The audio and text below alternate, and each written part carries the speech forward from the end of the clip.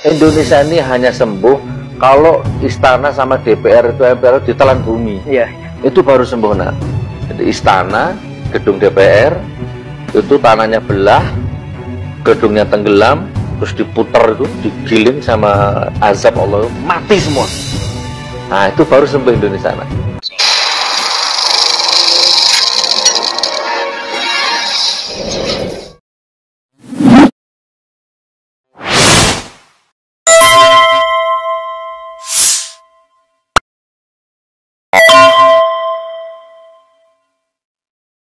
Assalamualaikum warahmatullahi wabarakatuh.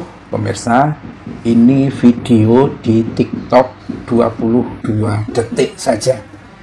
Tetapi dalam 22 detik ini isinya sangat mengejutkan, ya. Indonesia baru bakal sembuh, ya, jika istana dan DPR Senayan ditelan bumi. Mati semua, diputer-puter di dalam bumi, mati semua. Dan itu ada Gus Nurnya. Jadi Gus Nur lah yang mengatakan bahwa Indonesia ini gak bakal sembuh-sembuh. Kalau dibaca apa yang tersirat, akan begini-begini aja. Dibuat peraturan hanya untuk menyengsarakan rakyat. Kebijakan bikin sengsara rakyat. Pajak semakin menyengsarakan rakyat. Loh, terus gimana supaya Indonesia itu mencapai Indonesia Emas? Kabarnya 2045, 100 tahun Indonesia merdeka. Terus gimana dong? Ya, konsep dan ramuan dari Gus Nur ini adalah, ya, jika istana dan DPR itu ditelan bumi. Apa artinya itu, Gus? Apakah itu berarti istana ketika ada presidennya dan seluruh anggota kabinetnya, berarti dengan seluruh menterinya itu harus ditelan bumi, ya. Kemudian DPR yaitu Senayan dengan seluruh anggota DPR juga ditelan bumi, kemudian mati semua begitu, ya. Kenapa sampai segitunya, Gus, gitu kan? Ini saya kira juga perlu ditanyakan kepada Gus Nur. Apa memang nggak ada orang baik yang ada di istana, nggak ada orang yang baik yang ada di DPR, sehingga mereka lebih baik mati semua baru Indonesia itu sembuh, ya. Ya, ini mengingatkan kita cerita tentang Qarun, pemirsa. Qarun itu sebelum jadi orang kaya dan lain sebagainya itu sebetulnya orang baik. Ya, sama kelihatannya, ya. Sebelum mereka itu jadi presiden, sebelum mereka itu jadi jadi anggota DPR, itu ya kelihatan baik-baik semua, santun, pakai gamis, ya kan? Menyapa rakyat, kayak kasus yang terjadi di Pati kan begitu, meminta-minta begitu kan, suara rakyat dan lain sebagainya. Sama, Qarun itu mintanya suaranya Nabi Musa. Musa, tolong dong doain saya ini miskin banget. Itu masih kerabatnya Musa itu. Ya sama lah, DPR sama presiden, menteri-menteri itu ya kerabat kita juga gitu. Minta didoain supaya jadi itu. Nah, setelah jadi, congkaknya bukan main, ya, congkaknya bukan main, arogannya bukan main, melecehkan rakyat, menghina rakyat. Dan kalau yang terjadi di kasus di Pati hari ini itu, ya, menantang rakyat, sehingga sekarang ini kabarnya 100.000 lebih orang tuh ngeruduk Bupati, dan targetnya itu melengsarkan Bupati. Kalau Gus Nur ini targetnya ini, ya, istana dan DPR itu ditelan bumi semua. Ya, kasus yang terjadi di Qarun itu ya seperti itu, ya, dimatikan semua, baru Indonesia itu sembuh. Itu artinya apa? Ya, Indonesia harus ditata baru dengan orang-orang yang memang orang yang sudah punya integritas, gitu ya, Gus, ya. Ya, ini Gus Nur adalah orang yang menurut pengakuannya paling kena kezaliman dari rejim ini.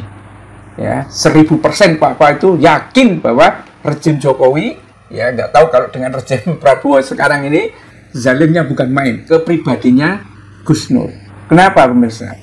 Dia ceramah dibubarin, di demo ceramahnya, ya kan? Laptopnya disita, kameranya disita, ya. Biasanya ceramah di mana? Di Taiwan, di ini dihalangi, tidak bisa semua, dipotong semua. ya, hanya karena Gus Nur ini orangnya belak-belakan dan kritisnya kepada rejim. Tapi kritis kepada rejim itu sebetulnya adalah obat, kayak pil gitu kan pahit itu, tapi menyembuhkan. Yang dicari oleh rejim yang sudah sakit itu bukan orang yang berpikir kritis, penjilat rata-rata. Karena itulah semua penjilat itu rata-rata akan mendapatkan jabatan, ya. Ada yang menteri, ada yang komisaris, ada yang sembako, ya kan? Dan semakin menjilatnya semakin menggila, ya dia akan mendapatkan hasil itu. Karena itulah orang-orang yang punya integritas itu minggir semua, ya. Orang sekualitas Anies Baswedan yang mempunyai komitmen untuk memberantas ijazah palsu malah ditepak oleh Jokowi coba. Bahkan mau dipenjarakan oleh Jokowi. Ngaku aja Jokowi, ya kan? Kesaksiannya Hasto Kristianto itu, ya, langsung Jokowi yang melakukan kriminalisasi kepada Anies Baswedan. Sampai segitunya, ya. Sampai ada gelar perkara apa istilahnya itu. 19 kali. Dan tidak ketemukan korupsi.